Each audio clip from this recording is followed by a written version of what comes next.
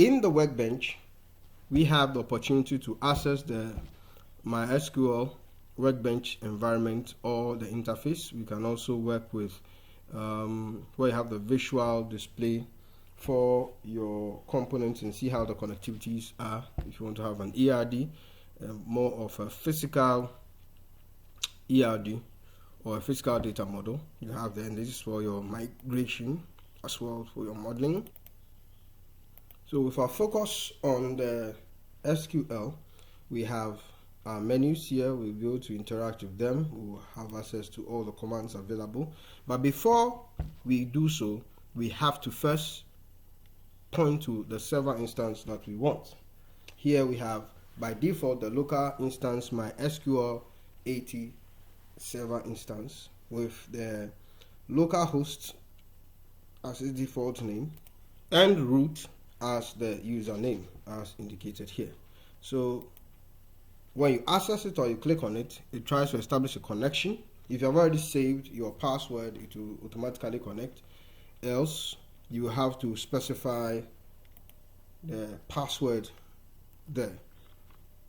So I put in the correct password and it will open up. If there was a previous session that I was working in, that session will also be automatically loaded for me. As you can see here, in this particular session, I have multiple queries that I have executed. One that works even with JSON, how to pull data from your database with JSON as an object that you have your select statements running through. To be able to perform the querying that we did, we also need to select a particular database. So notice that the panel that I have here is the schema or schemas, which is the structures of the database available. The one that has been pointed to or that the cursor is currently in, that your objects can run in, is the retail DB reg, because here it is bolded. As I can clearly see, it's bolded. So if I want to change focus, I simply have to double click on that particular database. So all of these are databases that I can work in. So whatever commands I'll run here will go against that particular database. I can open up to see the objects there and be able to manipulate them. And then I can have a visual interface to be able to create. I can have right click to create and so on and so forth, or write my commands in there. So instead of having to type use, here we just double click, or you establish a connection by creating a connection to a particular database. If you want to create a new schema, where you see that cylindrical looking object, you can simply create a new schema or a database for that matter, and it will register it here if you want to. Additionally, if you want to perform administrative functions under the navigator, all that we are doing is under the navigator section or view. You simply click on the tab that has administration, and then you perform your administrative functions, checking on the server status and others. I come back to my schema, and depending on whichever one that is the focus of attention, notice that automatically it will also show here. If I change, it will also show here. If I also select, it will also show there appropriately. Alright, so running my queries, I can then open a new SQL script, either an existing one, or I can create a new query access by simply going to new query tab or open SQL script. The new query tab will open up in the same way. New SQL script will also open up an existing SQL script for that matter. So here I can also click to have a new script file open. So they'll all be tiled. If there's any data or some information typed in there, I can also have access to it nicely. I can zoom in using my control and then scroller for my mouse to set focus there for me. So with our database cursor pointing to retail DB, let's run or write a few commands, and then let's see how it also turns out. So I'll run my select statement And the interesting thing is, as we type, based on the keyword, as you can see over here, key with a W, that shows up, we would be able to either select, or we can simply move our mouse on it and then click or hit on enter to be able to accept that suggestion. So it allows us to be able to get suggestions easily for us to continue with our work. So I continue with the star from. You can choose to take the selection or not. Again, like I said, it is not case sensitive. SQL is not case sensitive. From, and from the list of objects here, I can check if they exist by simply typing a keyword or a letter, and whichever pops up will be able to go accordingly. So the suggestions that you get will also come with what type of object you are dealing with, and TABL means a table. TABL means table. So I can select the category by hitting on the enter because the focus is on it, and with a semicolon.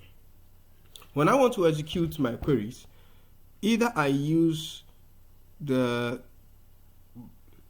button that is on your toolbar that has a beam or a cursor showing on the lightning symbol as seen there, or I run against the one that doesn't have any. Now, if I use the one that has the lightning symbol, it will execute only the one that has the cursor on, or that has the highlighting, only that. If I have several, I can also use this to execute several queries at a time. The output section will tell us if the query is okay. If there's an error, we'll also see it there. And if there's an output, it will also show in the output section. So when I execute this, this will be the outcome of my query. So you will see the number of rows affected also being described, whilst you see the area here being displayed. You can edit your data here directly. You can enter as well, and others. So let me execute this same query again. Here, instead of using the up and down, I can highlight, right click and copy, or I can use my Control A or any other means and Control C to copy, and so on and so forth, so that I can replicate instead of typing the same thing over again. So as we saw earlier, I can have the suggested statements where, and then I look out for the statement that I prefer to be able to run. So here I'm looking for cat ID, where the cat ID is equal to, say, books. Cat ID is equal to B01, BKS01. I run the query, and this will be the result, or the result set, indicating that one row returned, and this is the effect of it. If I want to see anything that is not equal to, I can either say the exclamation mark, assign, there's the equal to. Let me copy and paste. I want all categories that are not equal to this. I use the exclamation sign and equal to. Or I can use, for the same not equal to, the less than sign and greater than sign put together. That will also give me the same result. All right. So we can run all our queries in this environment. We do not need to save this. If you want to save your query list, that's fine. But these are just queries that we run that may take effect against our table or working in the database for that matter. So we can do much more in here and be able to also execute just like you saw in any of the environments. So practice makes perfect. It's good to try hands on different queries and execute them. The next time we'll look at other queries, and then also how to do administrative functions within this SQL interface or the workbench environment.